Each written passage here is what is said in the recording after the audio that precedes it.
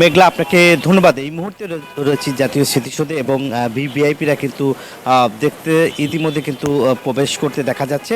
আমরা যদি দেখা যায় যে ত্রয়োদশ জাতীয় সংসদ নির্বাচনের যে নবনির্বাচিত প্রধানমন্ত্রী এবং মন্ত্রী প্রতিমন্ত্রীরা এবং সচিবরা কিন্তু ভিতর ঢুকছে। এখন যদি আপনাদের দেখায় যে ভিভিআইপি কিন্তু এখন দেখছেন যে একে একে কিন্তু ভিতরে প্রবেশ করছে জাতীয় স্মৃতিসৌধে এবং স্মৃতিসৌধে আপনারা দেখতেই পাচ্ছেন যে এখানকার কিন্তু এখন কিন্তু তারা তাদের কড়া নিরাপত্তার মধ্য দিয়ে কিন্তু ভিতরে জাতীয় স্মৃতিসৌধের মধ্যে কিন্তু তারা প্রবেশ করছেন এবং এখানকার যে নিরাপত্তার চাদরে কিন্তু আসলে যদি বলি যে ঢেকে দেওয়া হয়েছে এবং 4 স্তরের নিরাপত্তা জোরদার করা হয়েছে। একই সঙ্গে যে 3 বাহিনীর যে মহড়া সেটা কিন্তু শেষ করে এখন কিন্তু পুরাপুরি প্রস্তুত এবং জাতীয় স্মৃতিসৌধের তারেক রহমানকে মাননীয় প্রধানমন্ত্রী তিনি বীর শহীদদের প্রতি শ্রদ্ধা নিবেদন করবেন।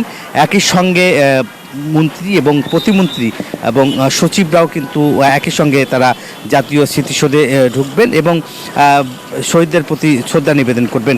এবং আমরা যদি আপনাদের ভিতরের যে অবস্থা এখন যদি দেখাই যে জাতীয় স্মৃতিসৌধের পুরোপুরি কিন্তু যে এসএসএফের দায়িত্ব বুঝে নেওয়া হয়েছে, একই সঙ্গে যে নিরাপত্তার যে কার্যক্রম সেটা কিন্তু ইতিমধ্যেই সম্পূর্ণ করেছেন এবং যারা মন্ত্রী প্রতিমন্ত্রী এবং একে একে কিন্তু তারা দেখতেই পাচ্ছেন যে জাতীয় স্মৃতিসৌধে তারা প্রবেশ করছেন এবং নিরাপত্তার স্বার্থে কিন্তু এখন এখানকার যে কারিচা স্মৃতিসৌধের পাশেই কিন্তু নিরাপত্তার যে কার্যক্রম সেটা কিন্তু ইতিমধ্যেই শেষ করেছেন এবং নিরাপত্তার চাদরে থেকে দেওয়া হয়েছে।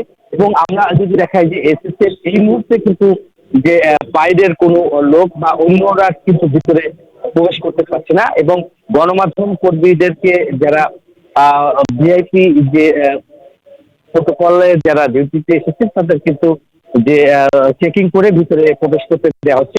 এছাড়াও অন্য কাউকে কিন্তু এখন দেওয়া হচ্ছে না, একমাত্র মন্ত্রী প্রতিমন্ত্রী এবং আইন শৃঙ্খলা বাহিনীর ঊর্ধ্বতন কর্তৃপক্ষরাই কিন্তু এখন জাতীয় স্মৃতিসৌধে প্রবেশ করছেন এবং একে একে কিন্তু যে নিরাপত্তার যে কার্যক্রম সেটা কিন্তু আমরা দেখতেই পাচ্ছি কিন্তু যে নিরাপত্তার যে কার্যক্রম সেটা কিন্তু আমরা দেখতেই পাচ্ছেন যে কঠোর নিরাপত্তার মধ্য দিয়ে কিন্তু চেক করে কিন্তু ভিতরে প্রবেশ করছেন এবং সেই যে কার্যক্রম সেটা কিন্তু ইতিমধ্যে আপনার দেখতেই পাচ্ছেন। এরই মধ্যে কিন্তু যে নিরাপত্তা বাহিনী সেই নিরাপত্তার যে কার্যক্রম সেটা আসলে করছেন।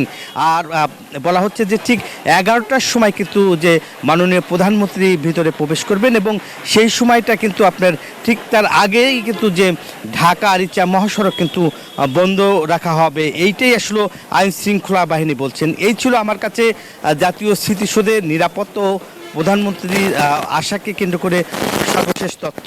মেঘলা। নাজমুল, আপনাকে অসংখ্য ধন্যবাদ। আমার আছে টরেভিনো, আপনার আছে তো?